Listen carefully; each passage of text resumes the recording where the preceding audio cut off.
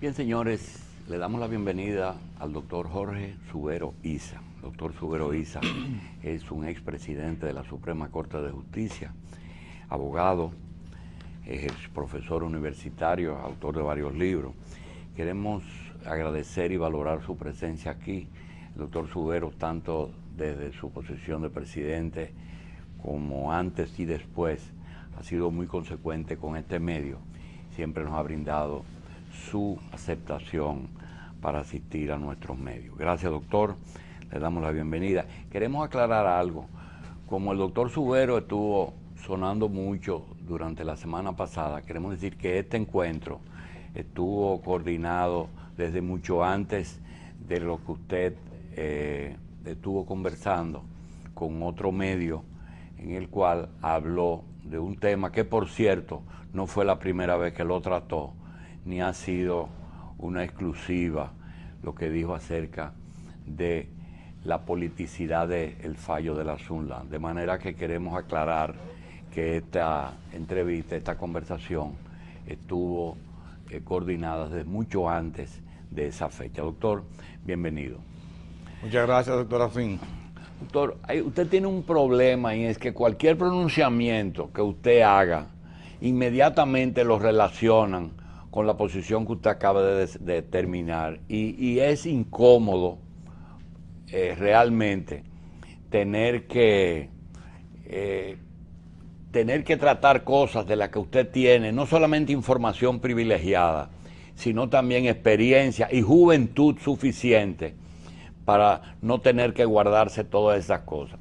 Doctor, ¿existe la posibilidad de que Jorge Subero tenga un libro de su paso por ese proceso desde que se eligió esa Suprema o se modificó aquella Constitución del 94 que creó el Consejo de la Magistratura, la nueva Suprema, etcétera, y vacíe toda esa experiencia? Sí, quiero antes confirmar la aseveración que usted hace en el sentido de que esta entrevista realmente estuvo pautada y un compromiso de parte mía de hace aproximadamente un mes, por razones que yo al doctor Lacín le expliqué, no se había podido concretizar hasta el día de hoy, y ha coincidido con este reverdecimiento del caso de Sunland. Sobre esa pregunta, yo tengo mis propias notas que no creo que ni aún después de mi muerte se puedan dar a conocer en detalle todo lo que ocurrió durante el tiempo que ocupé la presidencia en la Junta Central Electoral tras la salida del querido César Estrella Sadalá, y todavía remontándose más atrás, desde el año 1994, cuando el Senado de la República me designó suplente de presidente de la Junta Central Electoral, y posteriormente a partir ya del 3 de agosto del año 1997 hasta el 28 de diciembre del año 2011. Yo creo que la vida pública de los ciudadanos no tienen reservas privadas. Yo siempre he distinguido lo que es la vida privada de una persona de lo que es la vida íntima de una persona. El funcionario público no tiene vida privada, tiene vida íntima pero no tiene vida privada. Pero es depositario, principalmente en el caso de los que han ocupado la judicatura, en cualquier posición de que se trate, o el que ha ocupado una posición de poder en cualquier ámbito del sector político, que es depositario de una serie de informaciones que por lealtad, por honestidad, no deben de revelarse. Yo he sido muy crítico con aquellas personas que se han aprovechado de alguna intimidad que se tienen a nivel familiar o no, para revelar algunos secretos o informaciones que no deberían de hacer y que solamente en esa condición y por esa relación tienen acceso a ello. Yo creo que es muy difícil que se divulgue en alguna ocasión esas notas que yo desde hace mucho tiempo he venido tomando. En un aspecto tan íntimamente relacionado con la confianza, como es, por ejemplo, el secreto de las deliberaciones. Desde el primer día a mí siempre hemos estado cuestionando con el caso de Sun Lan. ¿Qué ocurrió con Sun Lan? Ha sido la pregunta siempre. Y yo he dicho que yo no soy incapaz de rasgar el velo que cubre el secreto de las deliberaciones del caso de Sun Lan, porque de rasgar ese velo tendría que rasgarlo para todos los casos que tuvieron tanta importancia como el propio caso de Sun Lan. O sea que yo no vislumbro en un futuro de que esas notas que yo tengo puedan darse a conocer. Además, en esas posiciones, 14 años y medio en una posición como presidente de la Suprema Corte de Justicia en la República Dominicana, en las circunstancias que el Jorge Subero Isa asumió esa posición, el discurrir histórico de ese tiempo, yo creo que sería una deslealtad y una mezquindad de parte mía dar a conocer principalmente lo que se trató en el seno del Pleno de la Suprema Corte de Justicia. De otras cosas pudieran ser, pero no creo que eso. Doctor, 14 años, en las 14 años y medio en la Suprema, tienen vivencias que se pueden aprovechar. Naturalmente no vamos a tener el privilegio de tenerlo todos los días aquí y le vamos a pedir excusa de antemano por la gran cantidad de interrogantes que le vamos a dejar conocer, porque realmente nosotros también tenemos, en el caso, por ejemplo, de Sun Lan, que ya fue ampliamente explicado al otro medio, pero hay otras cosas que yo también he pensado que no sabemos si actuó bien o si fue político. Usted conoce, y lo dijo muchas veces en su ejercicio, que los jueces hablaban por sentencia. Cuando nosotros preguntábamos si la Suprema era un tribunal de consulta, usted dijo que no, que era por sentencia. Tengo la impresión de que en un caso ustedes actuaron como tribunal de consulta con Hipólito Mejía, que consultó algo a la Suprema. ¿Es así? No, yo quiero y con esto va a servir la revista como órgano de cierre, un órgano que ha sido tantas veces como órgano de apertura. Lo voy a utilizar como órgano de cierre para el caso Sun Lan, porque no me voy a referir más a ese caso, porque ya sería revelar asuntos muy internos que no lo voy a hacer. Pero solamente quiero hacer dos precisiones como el caso Sun Lan para cerrar. Primero, que nunca dije en ninguno de los medios que actuamos por presión política. Dije que nunca en la historia de todo el tiempo que yo estuve en la Suprema, nunca se había ejercido tantas presiones de todos los sectores, sociedad civil encabezándola, los políticos, los empresarios, todos los sectores, ejerciendo los sindicatos, ejerciendo presión para que se fallara, y obviamente para que se fallara en favor de los intereses de que cada uno quería. Ese uno, o sea, no dije que fuera, dije que era una decisión política, dije que era una mala sentencia. Ahora, fue una buena decisión, una mala sentencia por una buena decisión, por el contexto histórico en que se produjo. Esa es la primera aclaración que quiero hacer. Y la segunda, que jamás usé el término crespón negro, porque conozco o creo conocer el idioma, y crespón necesariamente es negro. O sea, eso. El otro punto, yo desterré casi un concepto que había de que los jueces hablaban por sentencia. Tanto es así que yo escribí una obra que se decía no siempre he hablado por sentencia. O sea, yo creo que en mi función, que fueron funciones más de carácter administrativa, gerenciales, que jurisdiccionales, yo creo que en cierta medida yo rompí con ese concepto que los jueces hablaban por sentencia. Yo creo que los jueces tienen que defender sus decisiones. Lo que no pueden hacer los jueces es dar consultas sobre casos que tienen. Ese caso de Hipólito Mejía, quiero decir que Hipólito Mejía fue un gran respetuoso de la independencia del Poder Judicial. Y también lo fue el presidente Leonel Fernández en sus diferentes periodos que le correspondió. La única intervención que tuvo el presidente Hipólito Mejía con respecto al Poder Judicial fue en una ocasión que me envió a su consultor jurídico, al doctor Guido Orlando Gómez Mazara, para decirme que estaban depositando o que iban a depositar un recurso de inconstitucionalidad contra un proyecto de ley que había en esa ocasión que modificaba algo de la ley electoral. Y yo le dije que lo depositaran, que eso iba a seguir su curso normal. Pero jamás hubo ningún tipo de consulta ni de parte del presidente No fue Mejía. una consulta. No, en lo absoluto. En lo absoluto. Y yo creo que nadie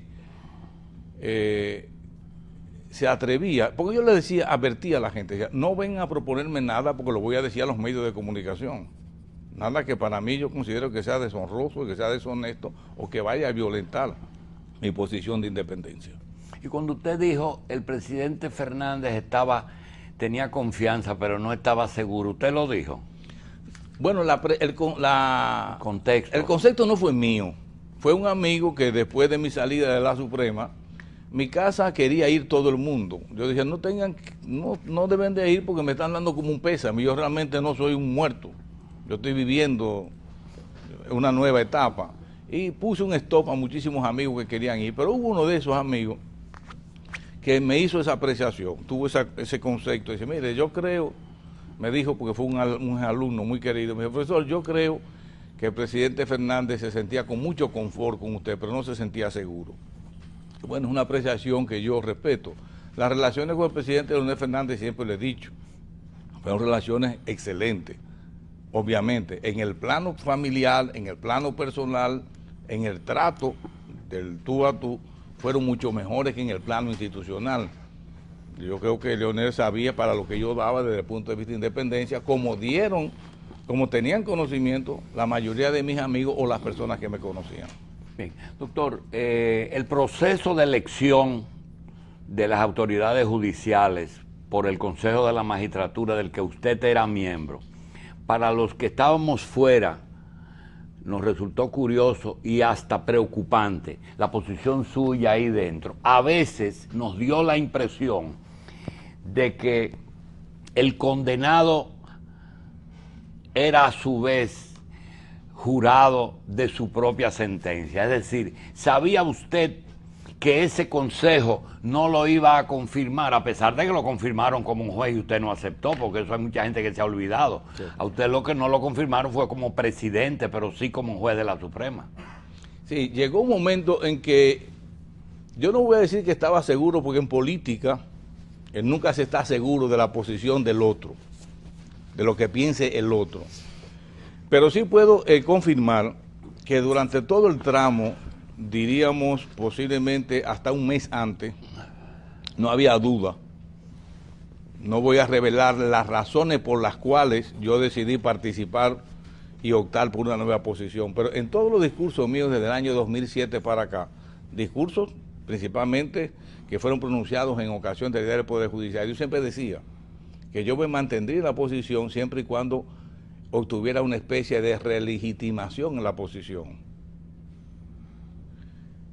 Yo entendía que durante todo ese proceso, un proceso sumamente transparente, que posiblemente al final no tuvo toda la transparencia debida, pero porque fue un proceso que prácticamente dirigimos nosotros desde el despacho de la Suprema Corte de Justicia y de la Suprema Corte de Justicia que ostentaba la Secretaría General del Consejo. O sea, nosotros fue que toda la logística la preparamos nosotros. Pero hubo un momento que no voy a revelar en qué momento, pues sí hubo un momento en que yo me di cuenta que ya no iba, que Jorge Subero no iba a ser presidente de la Suprema Corte de Justicia. Lo que sí me causó impacto era que me escogieran como juez. Porque yo decía, y es una pena, porque yo pedí que se grabara la sesión, la intervención mía en el Consejo Nacional de la Magistratura, cuando la evaluación de los jueces, que el presidente Fernández dijo, no, pero ¿cómo lo vamos a evaluar usted? ¿Quién lo va a evaluar usted? Su evaluación lo dice los 14 años que estuvo desempeñando oposición. Y yo dije, no, presidente, yo quiero que lo que yo voy a decir se grabe. E hice que se encendieran de nuevo las cámaras. Y yo revelaba ahí. Y lo condicioné precisamente a una relegitimación y que fuera como presidente de la Suprema. ¿Se logró grabar?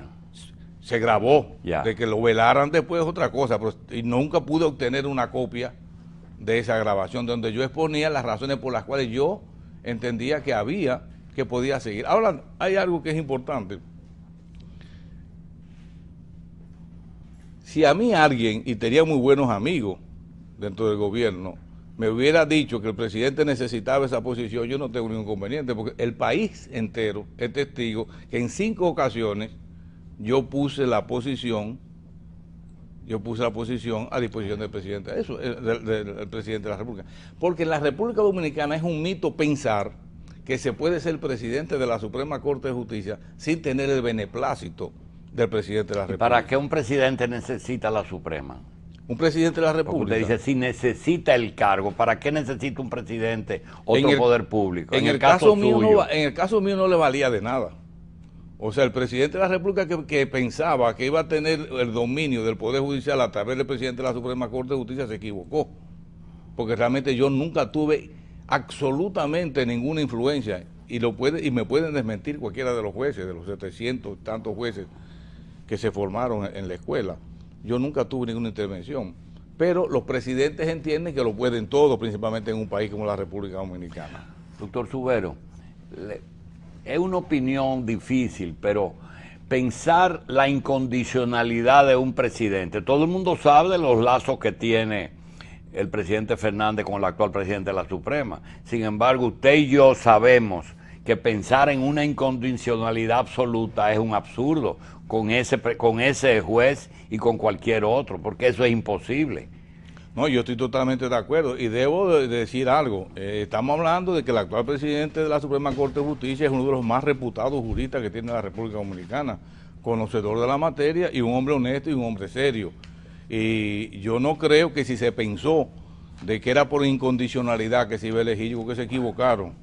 Y posiblemente demuestra en un momento determinado de que realmente esa subordinación que se pretendía unirla se va a romper. O sea, yo creo que el doctor Mariano Germán Mejía es un hombre serio y yo me siento feliz, yo me siento contento y me siento satisfecho de que fuera él precisamente quien ocupara la posición que yo ocupé. Él le lleva una ventaja a la gestión suya y es que usted tuvo en los 14 años que demostrar, se ganó el cargo, Jorge Subero, porque quizás no tenía el ejercicio que tenía Mariano por lo que usted está diciendo ahora. Es decir, nadie tiene una duda, nadie, ni su más enconado adversario, de que él tiene esas cualidades que usted dice. Sin embargo, usted trató un tema que lo dejamos pasar por alto, y es el de los gobiernos colegiados.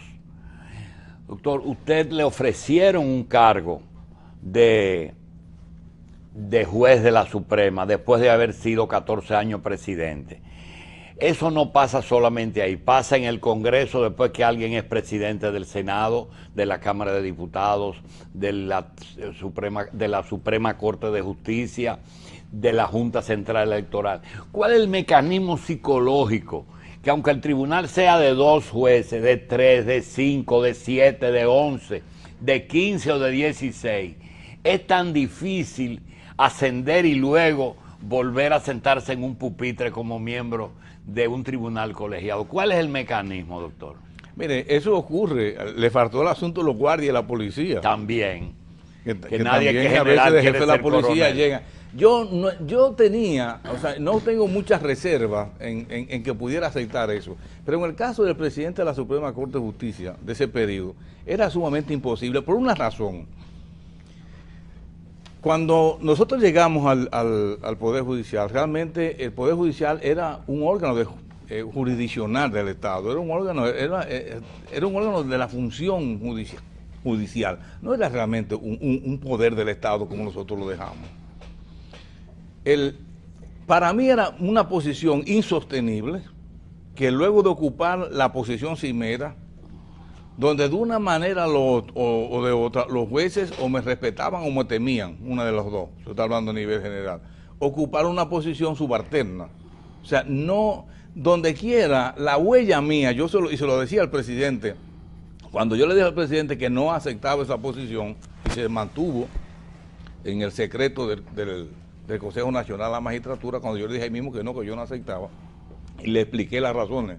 Y al presidente, yo agradezco la muestra de confianza de escogerme como juez, pero el papel, yo creo que si me hubieran evaluado como juez, desde el punto de vista jurisdiccional, posiblemente yo no hubiese pasado la prueba de juez. Ahora, como presidente de la Suprema, como gerente, con creces yo rebasé esa prueba. Entonces yo decía, no se trata de un presidente de la Suprema cualquiera, es que se trata de un presidente que ejerció el poder en la Suprema Corte de Justicia. Entonces yo no me voy a sentar, como usted dice, en un pupitre, ya de ser catedrático, a tomar... ¿Y el presidente de la Suprema es contencioso y administrativo? Todo, principalmente de manera administrativa. La carga que tiene o tenía yo como presidente de la Suprema era un 90% administrativa. Al extremo tal de que en gran cantidad de audiencias del Pleno, yo no subía audiencia porque no podía, porque yo presidía el Consejo de la Defensa Pública, presidía el Consejo Nacional de la Escuela, presidía el Consejo del Poder Judicial. Tenía que despachar todos los papeles y todo lo que había que firmar en el despacho del presidente y todo lo relacionado con lo que se enviaba al Procurador General de la República, la firmaba el presidente. O sea que la carga administrativa del presidente de la Suprema era muy harto en relación con su papel jurisdiccional. Bien, vamos a hacer una pausa con el doctor Jorge Subero, expresidente de la Suprema, y regresamos. Bien, amigos de la revista 110, seguimos conversando con el doctor Jorge Subero Isa, expresidente de la Suprema Corte de Justicia. Doctor, buenos días por mi parte. Buenos días. Gracias por aceptar esta invitación. Usted en diversas ocasiones ha explicado cuál es su visión sobre la creación y ya hoy una realidad del Tribunal Constitucional. Sin embargo, ha insistido en que puede seguir manifestándose conflictos entre el Tribunal Constitucional y la Suprema Corte de Justicia. ¿Por qué? Por la naturaleza misma de lo que es la institución del Tribunal Constitucional. Cuando yo hice la propuesta o mi oposición, nosotros, el Pleno de la Suprema Corte de Justicia aprobó un documento donde nosotros, al proyecto de reforma constitucional que originalmente sometió el presidente de la República ante la Asamblea, nosotros le hicimos alrededor de 250 observaciones, muchas de ellas fueron acogidas por la Asamblea. Yo siempre he dicho dije que era un error la creación del Tribunal Constitucional. Y lo decía primero en mi calidad de presidente de la Suprema Corte de Justicia, porque yo decía que no podía permitir que le quitaran competencia a un órgano que yo presidía. Esa era una razón. Y la segunda era que en la historia de los tribunales constitucionales es una historia de controversia entre el Tribunal Constitucional y la Corte Suprema de Justicia, como se llama en otros países. Donde quiera que ha ocurrido, siempre se produce eso que se ha dado a llamar, y yo lo llamé así, choque de trenes. Es más, yo en una ocasión llegué a afirmar de manera muy categórica que yo no quería que me recordaran como presidente de la Suprema Corte de Justicia que había transformado el Poder Judicial en la República Dominicana, sino que me recordaran por haber vaticinado que era un error la creación del Tribunal Constitucional, porque los pleitos jamás se acabarían. Pero además, que ese choque de trenes, ese choque de criterios era inevitable. La naturaleza de un Tribunal Constitucional es ser, y lo establece claramente la Constitución de la República, es el órgano de cierre de los asuntos constitucionales. Ahí termina todo. Pero resulta que en las Cortes Supremas de Justicia, que en el caso de la República Dominicana y en muchos otros países, también ejercen la función de control de la constitucionalidad, entienden que saben tanto de materia constitucional y de derecho constitucional y de constitucionalismo como los propios jueces del Tribunal Constitucional. Al día de hoy, al 30 de abril, que yo tenga conocimiento, más de 8 o 10 sentencias han sido anuladas por el Tribunal Constitucional a la Suprema Corte de Justicia en sus diferentes salas, y más aún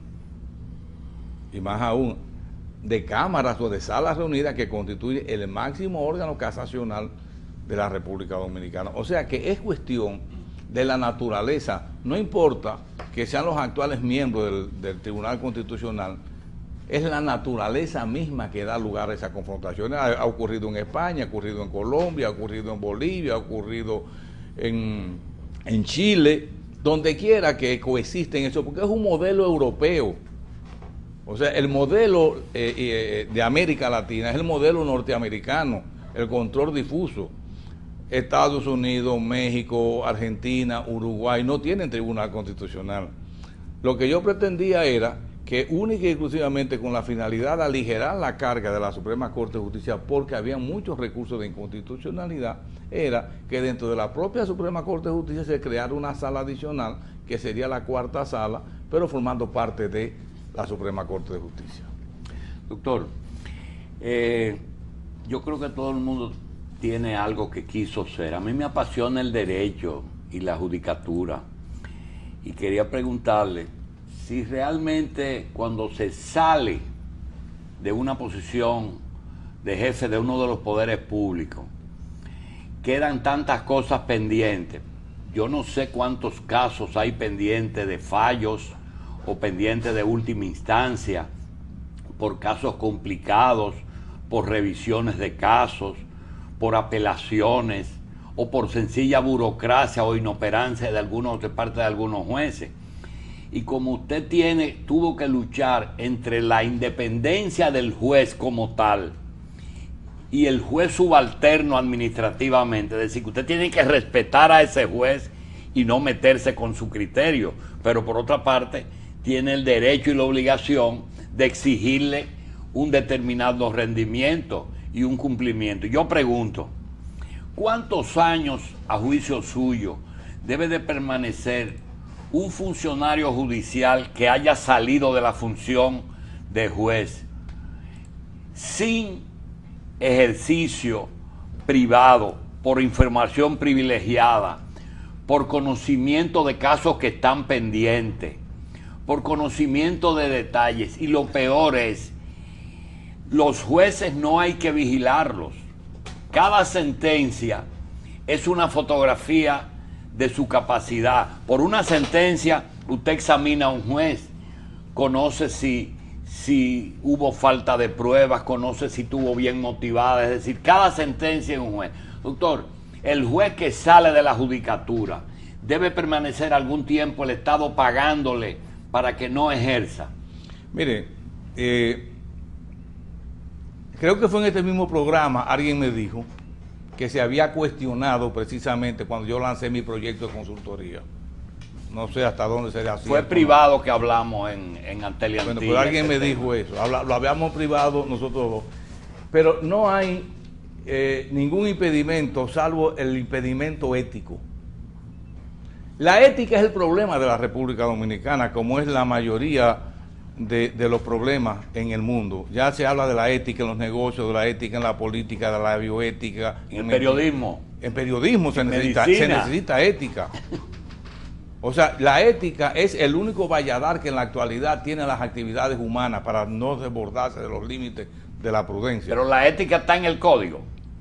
Hay un código de ética. No me refiero, pero se condena la falta de ética. En el caso del Poder Judicial hay un código de ética. Se aprobó aquí precisamente en la República Dominicana en una cumbre, el Código Iberoamericano de Ética Judicial, que se aprobó aquí, y nosotros tuvimos una gran participación. Pero la pregunta es interesante porque yo voy a aclarar el concepto.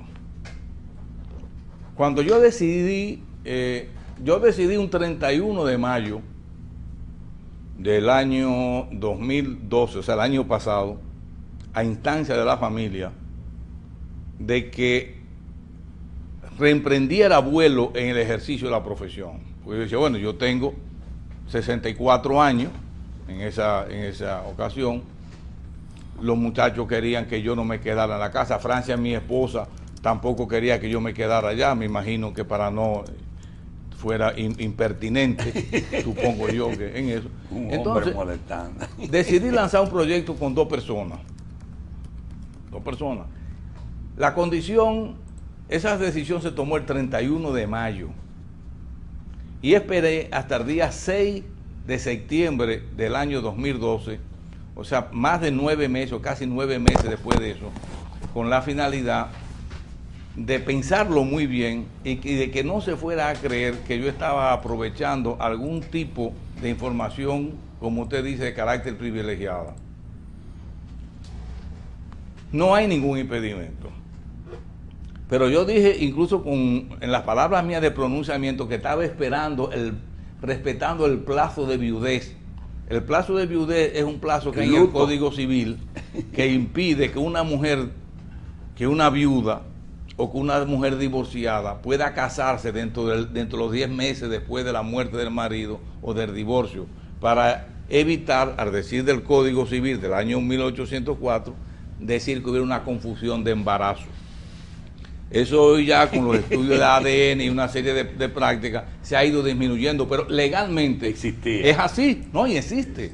Entonces yo dije en aquella ocasión que estaba respetando el plazo de viudez y que no quería una confusión de embarazo y que ese proyecto que naciera mío fuera un proyecto bastardo.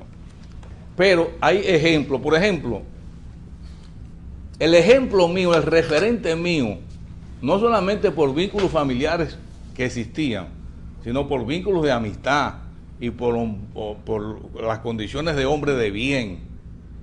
El magistrado, para mí todavía, el magistrado Ruiz Tejada. Ruiz Tejada abandonó su oficina, la Suprema Corte, se integró a la oficina al otro día, incluso ejerció la profesión después de eso. Y donde un juez, o una juez específicamente, en un acto de atrevimiento, y yo estaba presente en la audiencia, le pidió su carnet de abogado. Y todos los que estábamos ahí protestamos.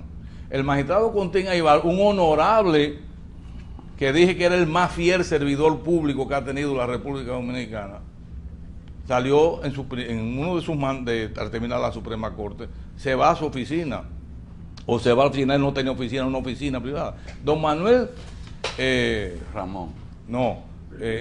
Berger Chupani, otro ícono de la judicatura dominicana, hizo lo mismo. Entonces yo me he refugiado única y exclusivamente en la consultoría privada. Nosotros tenemos dentro de nuestro proyecto prohibiciones, y los clientes que tenemos, se lo decimos expresamente, no firmamos absolutamente nada que tenga que ver con los tribunales, ni instancia, ni escrito, ni postulamos, no tenemos todo. No sube estrado. En lo absoluto. Porque yo creo que yo no voy a subir estrado a un juez, posiblemente un juez que yo contribuí. Porque debo decirle, no todos los jueces fueron designados a instancia mía, pero nadie se designó con la oposición de Jorge Subero, de todos los jueces designados en la República Dominicana. Entonces nosotros tenemos, y yo quiero que eso quede muy claro, la labor de nosotros es única y exclusivamente de consultoría. Hasta ahí termina nosotros. Bien, doctor, y el asunto de que la Suprema tiene conocimiento de todas las actuaciones de los jueces a través de sus sentencias, ¿es así?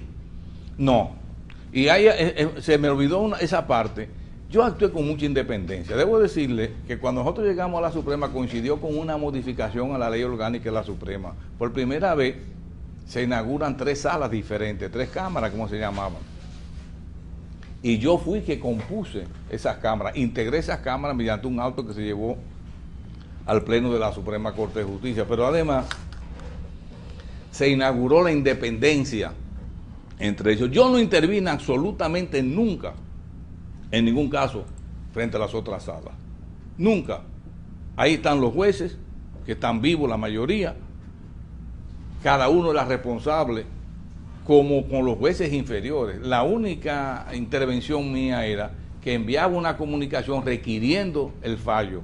Nosotros creamos, como una dependencia de despacho, un órgano que se llamaba de seguimiento de casos, donde cualquier ciudadano requería que le fallara un asunto. Entonces yo tomaba esa carta como soporte y le enviaba una comunicación al juez correspondiente para que fallara, independientemente de cómo fallara. Y tanto es así que muchas personas me atribuyen, y yo he sido excluido del santuario de mucha gente, porque entendieron que no pude ayudar, o que no quise, mejor, que no quise ayudar a muchísimos amigos, muchísimos relacionados. Pero yo entendía que mi misión no era ayudar, sino pura y simplemente que cada juez actuara. Entonces lo administrativo incluye el exigir a ese juez el acelerar un proceso o fallar. Sí, la ley. Y esa es función administrativa. Sí. Pero hay una parte que es gris, que yo no sé a dónde toca, y es un fallo.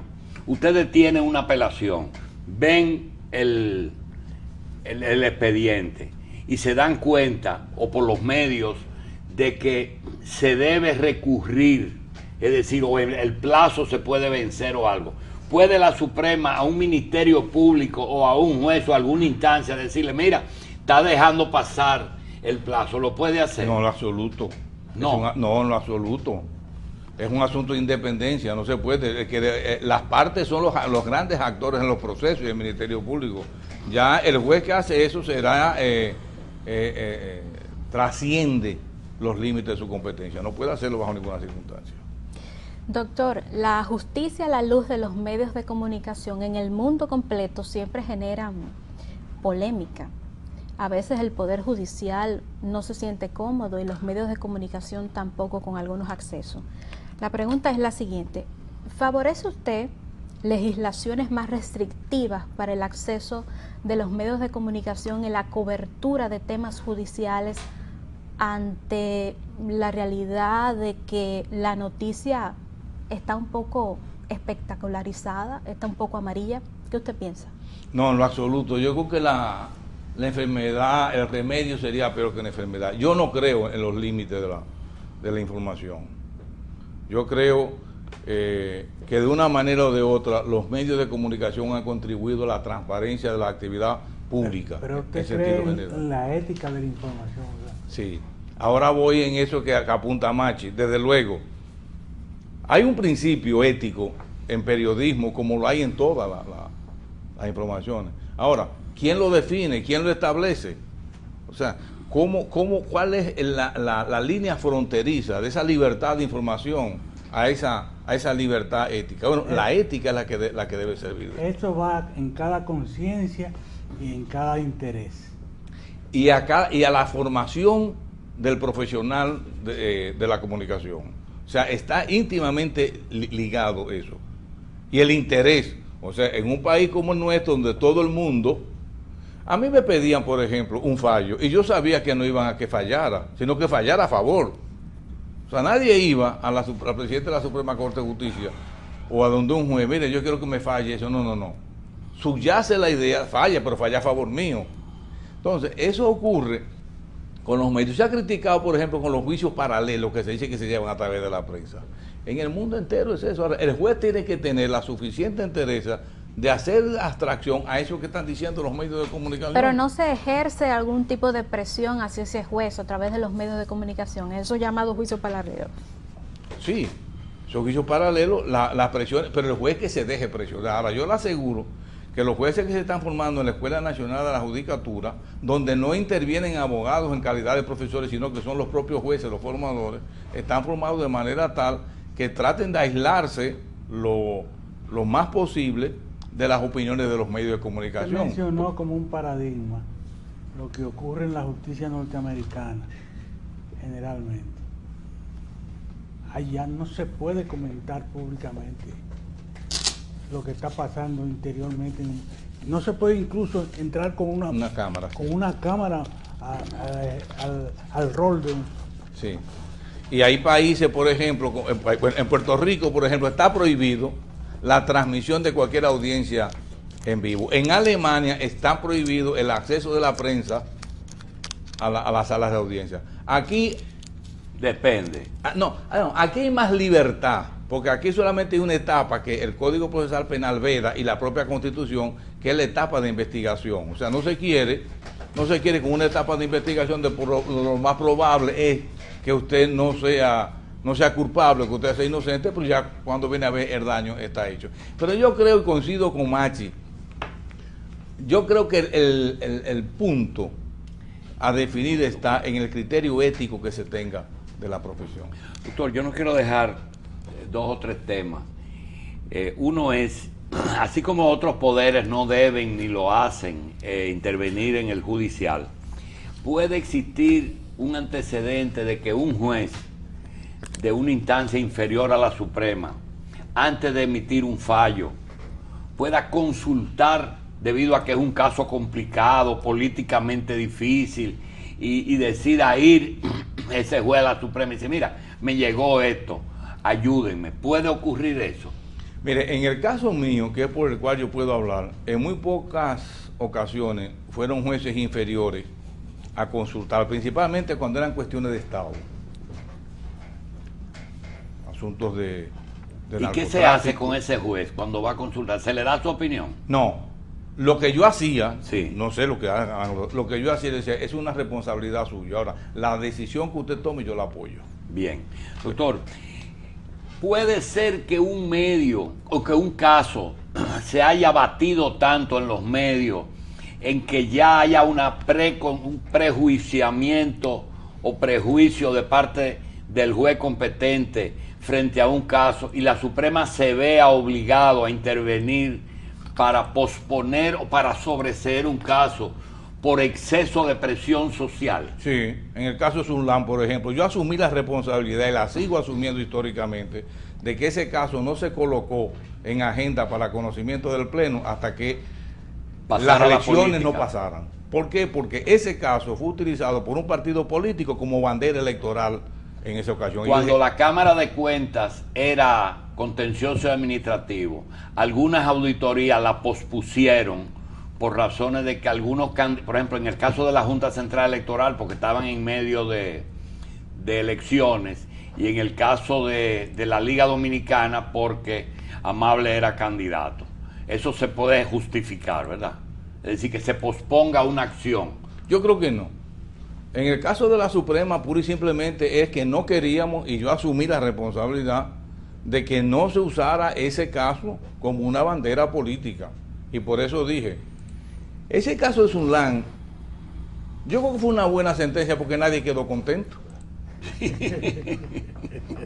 Entonces, cuando queda alguien contento, alguien se benefició. Esa sentencia no benefició a nadie. En el caso del presidente Fernández no asistió el próximo año, el día del Poder Judicial, porque estaba sumamente enojado con la Suprema Corte de Justicia a consecuencia de ese caso.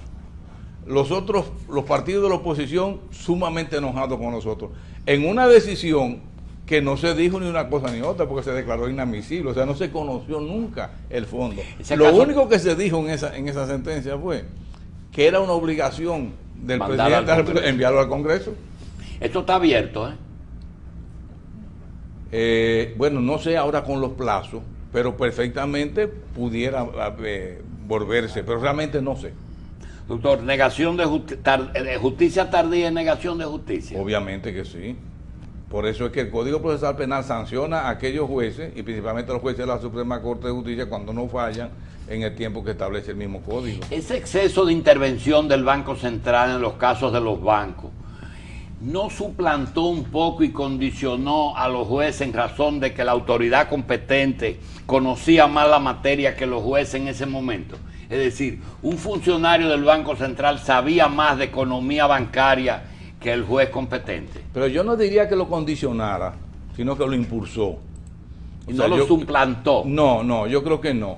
Yo creo que no, porque los jueces muchas veces recurrían a los experticios, las experticias, recurrían a los análisis, al peritaje, y se hizo un buen papel. Pero la autoridad bancaria, en esa ocasión el Banco Central, desempeñó un papel preponderante y muy activo en la situación. Demasiado activo, doctor, sí, porque esas audiencias no tenían precedente, inclusive desde el punto de vista técnico no hay precedente de que se haya hecho un montaje tan bien montado, ¿verdad? Lo que hay que tomar en cuenta es que los jueces tienen un papel sumamente pasivo. Bien. Incluso el juez de hoy no es el juez de antes. El juez antes podía salir a buscar pruebas y eso, ya no puede hacer nada. Bien, doctor, para terminar, en un caso hay un ciudadano involucrado, o dos ciudadanos, o las partes. Está la policía, que es el primero que recibe una querella de un caso penal. Está el abogado o los abogados de las partes. Están los fiscales y están los jueces. En todo ese estamento que tiene que ver con un caso judicial, ¿usted considera que todas las modificaciones que se han hecho han sido para el bien y ha funcionado la justicia, o todavía quedan muchas materias pendientes? Mire, aquí yo creo que queda todavía la mitad del camino por recorrer en materia. La mitad, por lo menos en administración de justicia. Nosotros habíamos, desde el año 2007, viniendo abogando por una segunda ola de reforma judicial. Lo que se hizo estaba muy bien. O sea, nosotros conseguimos la independencia de la judicatura, en sentido general, de la independencia como se entendía antes, de esa subordinación. Pero, o sea, somos independientes. ¿Y qué? La justicia, la gente sigue quejándose de la misma manera. Los medios de comunicación recogen cada día más informaciones del descontento que hay de la población sobre la administración de justicia. Y de ese estamento que yo le mencioné, el abogado en ejercicio tiene un papel importante y es retranca o es ayuda, el que ejerce, porque a veces uno piensa que el abogado... Las dos cosas. Ajá. Bahía de las Águilas es el mejor ejemplo de retranca. Bahía de las Águilas nunca se pudo conocer, no se ha conocido una audiencia al fondo, básicamente porque son muchos abogados y los incidentes procesales retardan los procesos. O sea que todo depende del papel. Por eso es que en algunos países los mejores aliados para la agilización de los procesos judiciales son los abogados. ¿La incidencia es una palabra mala o buena en derecho? Depende de quién sea el beneficiario y quién lo proponga. Muchas veces resultan de una importancia capital para el desenvolvimiento, el desarrollo final del proceso, y otras veces se utiliza pura y simplemente como una chicana, o sea, una forma de retrasarlo. Doctor, le queremos dar las gracias, y para despedirnos quiero pedirle algo. Como usted ha hablado del Tribunal Constitucional y opinó sobre ello, ¿usted considera que esa instancia se va a usar demasiado? Sí. En exceso. Sí.